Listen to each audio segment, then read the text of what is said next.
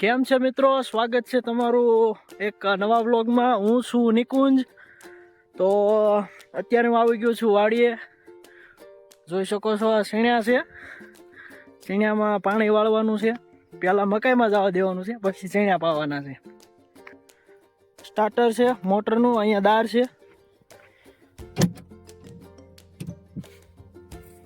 આ મોટર ચાલુ થઈ ગઈ.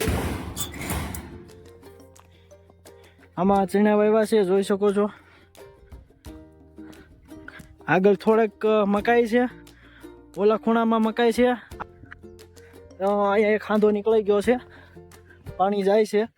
ફટાફટ હાંધો કરી નાખું, નકર પાણી બધું અહીંયા નીકળી જાય.